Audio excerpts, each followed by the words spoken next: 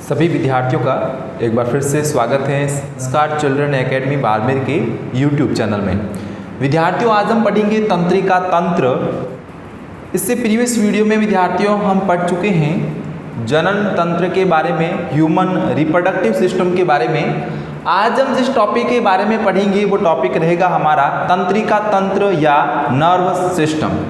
सबसे पहले अगर हम बात करें तंत्रिका तंत्र की, विद्यार्थियों ध्यान दीजिएगा, एक तंत्र होता है हमारे शरीर के अंदर जिसे हम कहते हैं तंत्रिका तंत्र। दूसरा तंत्र जो हमारे शरीर के अंदर कार्य करता है उसको हम कहते हैं अंतःस्रावी तंत्र। तो हमारे शरीर में, हमारी बॉडी में दो सिस्टम काम करते हैं, तंत्रिका तंत्र व अंतःस्रावी तंत्र। यानी कि एक अंग के कार्य को दूसरे अंग के कार्य के बीच का जो संतुलन है वो कौन करता है, तो वो तंत्रिका तंत्र करता है। इसके अलावा अगर हम बात करें तंत्रिका तंत्र के विद्यार्थियों, तो अंगों व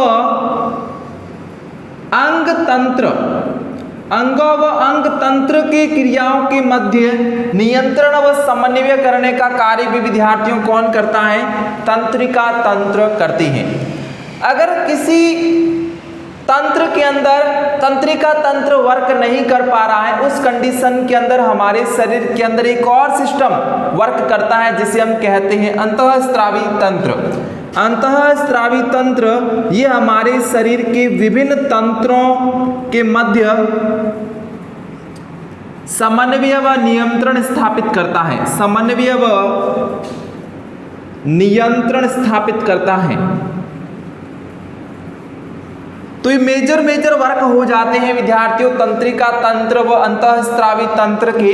तंत्रिका तंत्र तो विभिन्न अंगों से अंगों के मध्य क्रियाओं का नियंत्रण व समन्वय करता है, अंगों व अंग तंत्रों के बीच क्रियाओं का नियंत्रण व समन्वय करता है। लेकिन जब ये तंत्रिका तंत्र कार्य करना बंद कर देता है, या फिर यूं कहें कि कोई ऐसा कार्य जिसमें तंत्रिका तंत्र सफल नहीं हो पा रहा है, उस कंडीशन के अंदर अंतःस्रावी तंत्र वर्क करता है। यानी कि हम कहेंगे कि तंत्रों के बीच में अगर समन्वय व नियंत्रण स्थापित करना है तो वहां पे हम किसकी बात करेंगे, अंतःस्रावी तंत्र या एंडोक्राइन सिस्टम की बात करेंगे। नेक्स्ट विद्यार्थियों हम डिस्कस करते हैं तंत्रिका तंत्र के वर्गीकरण की, क्लासिफिकेशन ऑफ नर्व सिस्टम, तंत्रिका तंत्र का वर्गीकरण।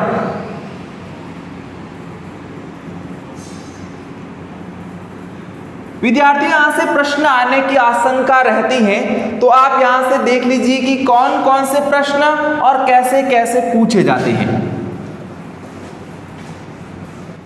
तो चलिए हम तंत्रिका तंत्र का वर्गीकरण करते हैं, क्लासिफिकेशन करते हैं। तंत्रिका तंत्र को विद्यार्थियों दो भागों में विभाजित किया जाता है। कितने भागों में विभाजित किया गया है, दो भागों में। पहले भाग को विद्यार्थियों हम कहते हैं केंद्रीय तंत्रिका तंत्र। केंद्रीय तंत्रिका तंत्र या इंग्लिश में से बोलते हैं सेंट्रल नर्व सिस्टम, शॉर्ट में हम इसको लिख देते हैं CNS, सेंट्रल नर्व सिस्टम। तंत्रिका तंत्र का जो दूसरा भाग होता है, दूसरा प्रकार होता है, उसे हम कहते हैं विद्यार्थियों परिधीय तंत्रिका तंत्र।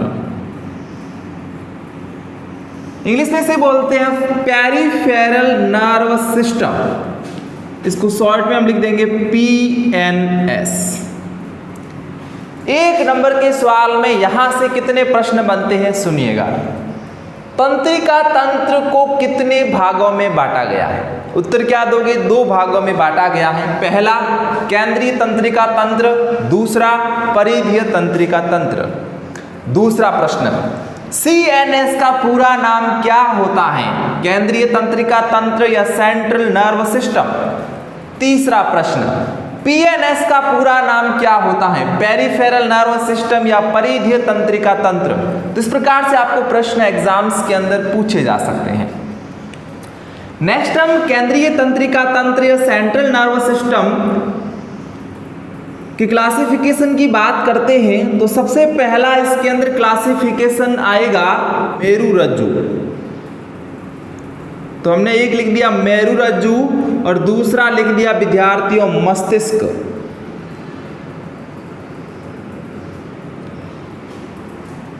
तो हमने कहा कि केंद्रीय तंत्रिका तंत्र को दो भागों में विभाजित किया जाता है, एक मेरुरज्जु और दूसरा मस्तिष्क। मेरुरज्जु यानी कि स्पाइनल कॉर्ड को आगे हम विभाजित नहीं करते हैं, लेकिन मस्तिष्क की अगर बात आती है तो मस्तिष्क को हम 3 भागों में आगे बांटते हैं। कहने का मतलब हुआ कि मस्तिष्क के कितने पार्ट होते हैं, 3 भाग होते हैं। तो यहां से इसको भी देख लीजिए। मस्तिष्क का सबसे पहला भाग जो ये वाला रहता है, इसको विद्यार्थियों हम क्या कहते हैं, अग्र मस्तिष्क कहते हैं। अग्र मस्तिष्क, तो यहां पे हमने लिख दिया अग्र मस्तिष्क। दूसरा पार्ट मस्तिष्क का विद्यार्थियों मध्य मस्तिष्क।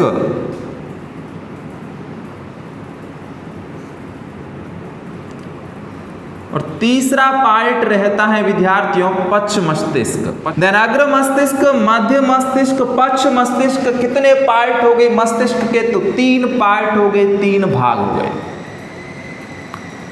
इसके उपरांत हम बात करते हैं परिधीय तंत्रिका तंत्र की या पेरिफेरल नर्व सिस्टम की।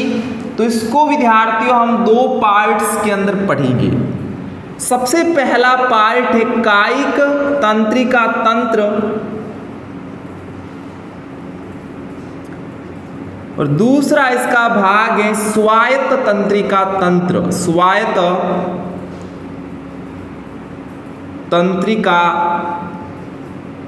तंत्र। स्वायत्त तंत्रिका तंत्र को भी आगे विद्यार्थियों 2 भागों में विभाजित किया जाता है। एक को हम कहते हैं अनुकंपी स्वायत्त तंत्रिका तंत्र, दूसरे को कहते हैं परानुकंपी पीछे स्वायत्त तंत्रिका तंत्र। क्योंकि ये किसके हिस्से हैं, किसके भाग हैं, तो ये भाग है स्वायत्त तंत्रिका तंत्र के।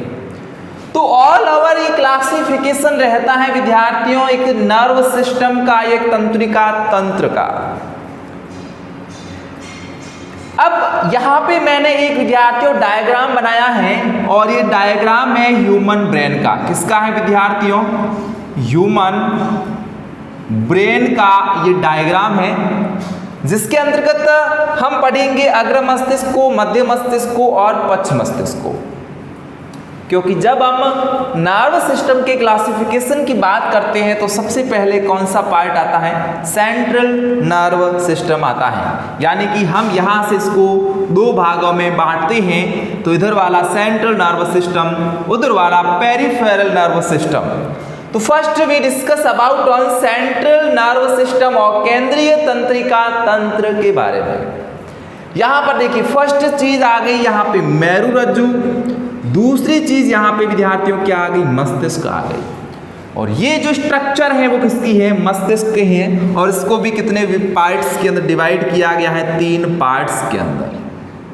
अब ये तो विद्यार्थियों केवल पार्ट्स यानी कि भाग की बात हुई है। हम इसको आगे और विस्तार से पढ़ते हैं। सबसे पहले हम बात करेंगे अग्र मस्तिष्क की। यहाँ पर विद्यार्थियों जो ये वाली संरचनाएं हैं ये किसके अंदर आएगी, अग्र मस्तिष्क के अंदर आएगी। और इसको कहते हैं विद्यार्थियों प्रमस्तिष्क। प्रमस्तिष्क, इस वाले हिस्से को कहते हैं थैलेमस और यहीं पर होता है हाइपोथैलेमस।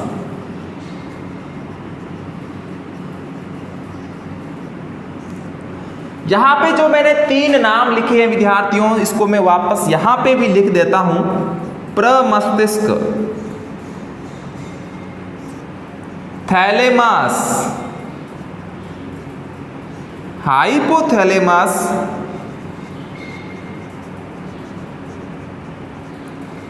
ये किसके अंदर आते हैं, अग्र मस्तिष्क के अंदर आते हैं। प्रमस्तिष्क, थैलेमस और हाइपोथैलेमस अग्र मस्तिष्क के ही भाग होते हैं।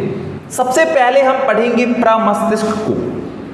प्रमस्तिष्क हमारे शरीर के अंदर या हमारे ह्यूमन ब्रेन के अंदर 80 से 85% पार्ट को कवर करता है। यानी कि जो सबसे बड़ा पार्ट होता है, सबसे मेजर पार्ट जो होता है हमारे मस्तिष्क, हमारे ब्रेन का, वो होता है प्रमस्तिष्क या सेरिबेलम। सेरिबेलम या प्रमस्तिष्क हमारे शरीर के अंदर 80 से 85% वाला भाग होता है और इसका जो मुख्य कार्य है हमारे शरीर के अंदर, हमारे ब्रेन के अंदर, वो है सोचने का, विचारने का। सोचने और विचारने का जो वर्क है वो हमारे शरीर के अंदर, हमारे ब्रेन के अंदर कौन करता है? प्रमस्तिष्क करता है। आपके मन में अलग अलग प्रकार के ख्यालात आते हैं।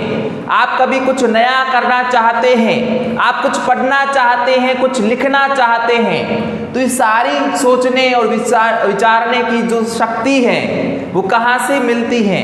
प्रमस्तिष्क से ही मिलती है। आगे हम बात करते हैं इस प्रमस्तिष्क की, तो इसका काम है ज्ञान, जितना भी हमारा है इसमें स्टोर रहता है। चेतना, चेतना का मतलब है जागृति, वो कहाँ रहती है? प्रमस्तिष्क में रहती है। ज्ञान, याददाश्त किस में रहती है? प्रमस्तिष्क में रहती है। तो इतने काम आप प्रमस्तिष्क के याद रख लोगे। नेक्स्ट विद्यार्थियों, अगर हम बात करें थैलेमस और हाइपोथैलेमस की, तो ये प्रमस्तिष्क के नीचे की तरफ, अंदर की तरफ होते हैं थैलेमस और हाइपोथैलेमस। तो जब हमारे शरीर के अंदर थकान हो जाती है, जब हमें भूख लगती है, जब हमें प्यास लगती है, जब नींद आती है, तो इन सभी कार्यों को कौन नियंत्रित करता है?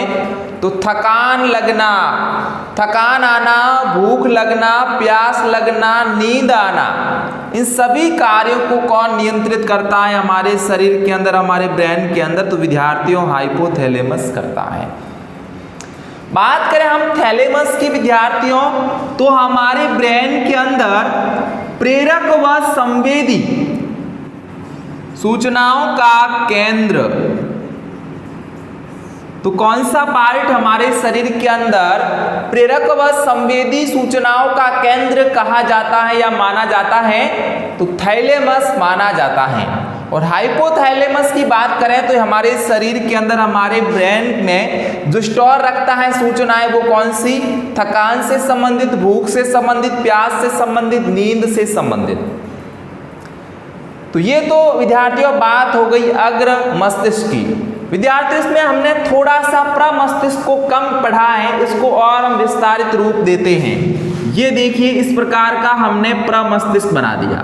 प्रमस्तिष्क विद्यार्थियों यहाँ पर आपको कितने भागों में बटा हुआ दिखता है? 2 भागों में। इसे हम कहते हैं विद्यार्थियों गोलार्ध। प्रत्येक को क्या कहते हैं? प्रत्येक को हम गोलार्ध कहते हैं। और ये गोलार्ध जिस पट्टी के द्वारा विद्यार्थियों पृथक होते हैं, जिस पट्टी के द्वारा अलग होते हैं, उस पट्टी को कहते हैं कार्पस कैलोसम। बिल्कुल विद्यार्थियों, कार्पस कैलोसम नामक एक पट्टिका के द्वारा ये दोनों गोलार्ध क्या होते हैं? ये दोनों गोलार्ध विद्यार्थियों पृथक होते हैं। तो इतनी सी चीज आप यहां से समझ चुके होंगे। नेक्स्ट हम बात करते हैं मध्य मस्तिष्क की। तो मध्य मस्तिष्क की यहां पर मैं ये संरचना बना रहा हूं, ये मध्य मस्तिष्क की संरचना। केवल मात्र आप इमेजिन करिए, जो मध्य मस्तिष्क होता है उसको हम कितने भागों में विभाजित करते हैं? 4 भागों में, या हम कहेंगे 4 पिंडों में विभाजित करते हैं। मध्य मस्तिष्क को 4 पिंडों में विभाजित किया जाता है। 2 पिंड ऊपर की तरफ होते हैं, 2 पिंड नीचे की तरफ होते हैं। ऊपर वाले 2 पिंडों का काम है दृष्टि से संबंधित, नीचे वालों का काम है सुनने से संबंधित, यानी कि स्वर्ण से संबंधित। यहां पर जो मैंने 4 पिंड बनाए हैं विद्यार्थियों, इन 4 पिंडों में प्रत्येक पिंड को जो है वो विद्यार्थियों हम क्या कहते हैं? प्रत्येक पिंड को हम कहते हैं कार्पोरा क्वाड्रिजेमिन। तो बहुत आसानी से आप ये याद कर सकते हो। 1 नंबर के सवाल में यहां से पूछा जा सकता है प्रश्न, उनको देखिएगा। 1 नंबर के प्रश्न में कौन कौन से प्रश्न आ सकते हैं उसको देखिएगा। पहला कि सोचने विचारने ज्ञान चेतना मनुष्य के मस्तिष्क के किस भाग के द्वारा नियंत्रित होता है? प्रमस्तिष्क के द्वारा। प्रमस्तिष्क मनुष्य के ब्रेन का कितना भाग कवर करता है? 80 to 85%। प्रमस्तिष्क के अंदर दो गोलार्ध होते हैं, ये आपस में किससे जुड़े होते हैं? कार्पस कैलोसम नामक एक पट्टिका से। मध्य मस्तिष्क को 4 पिंडों में बांटा जाता है, प्रत्येक पिंड को क्या कहते हैं? कार्पोरा क्वाड्रिजेमिन कहते हैं। तो ये तो बात होगी विद्यार्थियों अग्र मस्तिष्क की, मध्य मस्तिष्क की। नेक्स्ट हम डिस्कस करते हैं पक्ष मस्तिष्क की। यहां पर आ जाइए, ये है अनुमस्तिष्क। इसको हम क्या कहते हैं? इसको हम कहते हैं अनुमस्तिष्क। अनुमस्तिष्क के बाद ये वाली जो संरचना है इसको हम कहते हैं विद्यार्थियों पोन्स, इसको कहते हैं मध्यांश, इसी को कहते हैं मेडुला ओब्लांगेटा। मध्यांश या मेडुला ओब्लांगेटा और पोन्स और अनुमस्तिष्क ये किसके पार्ट हो जाते हैं? पक्ष मस्तिष्क के पार्ट या पक्ष मस्तिष्क के भाग हो जाते हैं। कौन कौन से? पोन्स, मध्यांश या मेडुला ओब्लांगेटा और अनुमस्तिष्क। ये पक्ष मस्तिष्क के 3 भाग हो जाते हैं। तो 3 भाग हो जाते हैं। काम क्या है उनको भी देख लीजिए। सबसे पहले हम देखते हैं अनुमस्तिष्क को। अनुमस्तिष्क का काम है हमारे शरीर के अंदर जो ऐच्छिक क्रियाएं होती हैं विद्यार्थियों, कौन सी क्रियाएं? याद रखना, ऐच्छिक क्रियाएं। ऐच्छिक क्रियाएं वे क्रियाएं होती हैं जो मनुष्य स्वयं अपनी इच्छाओं से करता है। जैसे कि मैं हाथ से कुछ लिख रहा हूं, ये मैं मेरी इच्छा से कर रहा हूं। इसी प्रकार से आप हाथ पैर चलाते हैं किसी काम को करने के लिए, वो आप अपनी इच्छा से करते हैं। कहने का तात्पर्य हुआ कि जो काम आप अपनी इच्छा से करते हैं उसे कहते हैं ऐच्छिक कार्य। तो यहां पर जितने भी ऐच्छिक कार्य होते हैं या ऐच्छिक क्रियाएं होती हैं उनका नियंत्रण, उनका समन्वय कौन करता है? अनुमस्तिष्क करता है, जो कि एक प्रकार की शाखानुमा संरचना है। और ये अनुमस्तिष्क मनुष्य के ब्रेन का दूसरा सबसे बड़ा भाग है। दूसरा सबसे बड़ा भाग। पहला सबसे बड़ा कौन सा होगा? प्रमस्तिष्क होगा, जिसको मैंने कितना % बताया? 80 से 85% बताया। ऐच्छिक क्रियाओं का नियंत्रण व समन्वय रखता है। उसी प्रकार से मध्यांश या मेडुला ओब्लांगेटा हमारे ब्रेन के अंदर या हमारे शरीर के अंदर अनैच्छिक क्रियाओं का नियंत्रण करता है। अनैच्छिक क्रियाओं का नियंत्रण करता है। तो ऐच्छिक क्रियाओं का नियंत्रण कौन करेगा? अनुमस्तिष्क करेगा। और अनैच्छिक क्रियाओं का नियंत्रण कौन करेगा? मध्यांश या मेडुला ओब्लांगेटा करेगा। अब आप कहोगे सर कि अनैच्छिक क्रियाएं कौन सी होती हैं? कि जो क्रियाएं मनुष्य की इच्छा से नहीं होती वरन हो जाती हैं। जैसे कि हृदय का धड़कना। क्या आप हृदय की धड़कन को कंट्रोल कर सकते हो? नहीं। ये क्या है? ये अनैच्छिक क्रिया है। तो इसका कंट्रोलेशन किसके हाथ में है? मेडुला ओब्लांगेटा के हाथ में है। फेफड़े की क्रियाविधि क्या आपके कंट्रोल में है? नहीं। अंतःस्रावी तंत्र की क्रियाविधि क्या आपके कंट्रोल में है? नहीं। तो हम कहेंगे हृदय की धड़कन, फेफड़े की क्रिया, अंतःस्रावी तंत्र की क्रिया, ये सारे के सारे अनैच्छिक क्रियाएं हैं। इसलिए हम कहेंगे इनका नियंत्रण कौन करेगा? मध्यांश करेगा, मेडुला ओब्लांगेटा करेगा। तो इस प्रकार से विद्यार्थियों ये तो बात हो जाती है मनुष्य के ब्रेन की। ब्रेन के बाद हम आ जाते हैं मेरुरज्जु पर, जो कि लगभग 45 सेंटीमीटर लंबी एक नाल होती है। इसका जो सबसे महत्वपूर्ण कार्य है वो ये है कि ये संवेदी व प्रेरक संदेशों को मस्तिष्क में भेजने व लाने का कार्य करता है, या हम यूं कहेंगे कि संवेदी व प्रेरक संदेशों के लिए ये क्या देता है विद्यार्थियों, रास्ता देता है, पथ देता है। ये भी कह सकते हो, ये भी कह सकते हो। मेरुरज्जु की बात की जाती है तो इस प्रकार से विद्यार्थियों, कशेरुक दंड, इस कशेरुक दंड, ये कशेरुक दंड विभिन्न प्रकार की कशेरुकाओं से बनती हैं और ये कशेरुकाएं, और ये जो कशेरुकाएं होती हैं, ये कशेरुकाएं मिलकर किसका निर्माण करेगी, कशेरुक दंड का निर्माण करेगी। और इस कशेरुक दंड के भीतर एक नाल के अंदर द्रव्य होता है जिसे हम कहते हैं मेरुरज्जु, या इसको हम कहते हैं स्पाइनल कॉर्ड। स्पाइनल कॉर्ड या मेरुरज्जु कहलाता है। तो इस प्रकार से विद्यार्थियों, ये तो हो गया सेंट्रल नर्वस सिस्टम की बात। तो नेक्स्ट हम डिस्कस करेंगे परितंत्रिका तंत्र के बारे में। यहां से मैं इसको हटा रहा हूं। अगर आप लिख रहे हैं तो अच्छी बात है, अगर नहीं लिखते हैं तो लिखने का प्रयास करें, क्योंकि जितना लिखोगे अधिक उतना समझ में आएगा ज्यादा। कि कायिक तंत्रिका तंत्र क्या होता है और स्वायत्त तंत्रिका तंत्र क्या होता है।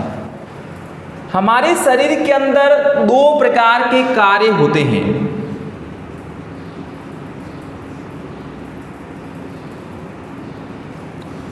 एक होता है अनैच्छिक और एक होता है ऐच्छिक कार्य। ऐच्छिक कार्य,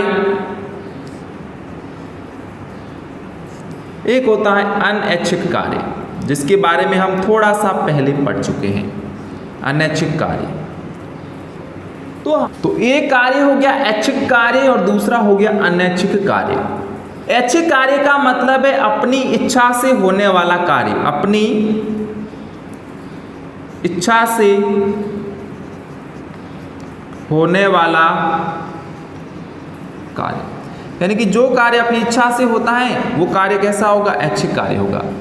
अपनी इच्छा से होने वाले कार्य का नियंत्रण जिस तंत्रिका तंत्र के द्वारा होता है उसी विद्यार्थी हम क्या कहेंगे, कायिक तंत्रिका कहेंगे, जो कि किसका भाग है, परिधीय तंत्रिका तंत्र का भाग है। तो ऐच्छिक कार्य का नियंत्रण तो कौन करेगा, कायिक तंत्रिका तंत्र करेगा। लेकिन यहाँ पे जो अनैच्छिक कार्य होते हैं हमारे शरीर के अंदर, उनका नियंत्रण व समन्वय विद्यार्थियों कौन करेगा, तो वो स्वायत्त तंत्रिका तंत्र करेगा। अनैच्छिक का मतलब है जो कार्य अपनी इच्छा से नहीं होते हो। तो इच्छा से नहीं होते हैं मतलब उसको स्वायत्त अंग कहेंगे, सीधी सी बात है भाई। जो अंग अपनी इच्छा से कार्य नहीं करते हैं, अपनी इच्छा से कार्य नहीं करते हैं, तो सीधी सी बात है हम उन अंगों को क्या कहेंगे, स्वायत्त अंग कहेंगे। स्वायत्त अंग कहेंगे कि नहीं। जब उनको स्वायत्त अंग कहेंगे तो स्वायत्त अंगों का जो नियंत्रण है वो किसके हाथ में होगा, स्वायत्त तंत्रिका तंत्र के हाथ में होगा। तो ये बिल्कुल आसान है, आप याद रख सकते हैं। तो ये तो बात होगी कायिक तंत्रिका तंत्र की और स्वायत्त तंत्रिका तंत्र की। इसके बाद स्वायत्त को भी दो भागों में बांटा है, अनुकंपी और परानुकंपी। बात करते हैं सबसे पहले अनुकंपी की और उसके बाद में बात करते हैं परानुकंपी की। अनुकंपी का मतलब है जो हमारे शरीर के अंदर, हमारी बॉडी के अंदर उत्तेजनाएं होती हैं, उत्तेजनाएं और दूसरी सतर्कता। उत्तेजनाओं और सतर्कताओं का जो नियंत्रण है वो अनुकंपी तंत्रिका तंत्र के द्वारा होता है। जैसे कि आप एकदम से किसी शेर के सामने चले गए तो क्या होगा, तो आप एकदम से उत्तेजित हो जाएंगे, आपके सामने एकदम से सतर्कता आ जाएगी। तो आपके शरीर को उस समय उस कंडीशन के अंदर तैयार कौन करता है, अनुकंपी तंत्रिका तंत्र तैयार करता है, ग्रंथि कहती है। और यहाँ पर अनुकंपी का काम भी वही है, उत्तेजनाओं और सतर्कताओं का नियंत्रण करना। परानुकंपी का हमारे शरीर के अंदर क्या कार्य है उसको देखिए। ये हमारा शरीर है, स्थिर है, हम काम नहीं कर रहे हैं। काम नहीं कर रहे हैं मतलब हम सो रहे हैं। तो जब हम सोते हैं या हम स्थिर होते हैं या हम कोई काम नहीं करते हैं तो हमारे शरीर के अंदर ऊर्जा का क्या होता है, संचय होता है। ऊर्जा का संचय या ऊर्जा का संचयन होता है। इसी और ये ऊर्जा का संचयन, ऊर्जा का संचयन होता है। तो हमारा शरीर जब स्थिर अवस्था में होता है तो स्थिर अवस्था के अंदर ऊर्जा का संचयन करने का जो कार्य है वो हमारे शरीर के अंदर कौन करता है? परानुकंपी तंत्रिका तंत्र करता है। तो ये हमने बात कर ली विद्यार्थियों तंत्रिका तंत्र की, जिसके अंतर्गत हमने CNS को पढ़ा, PNS को पढ़ा, इनके भागों को पढ़ा, ब्रेन को पढ़ा। अगर आपको यहाँ से वीडियो पसंद आ चुका है तो लाइक शेयर सब्सक्राइब जरूर कर दें। लगातार जुड़ने के लिए आपका बहुत बहुत धन्यवाद।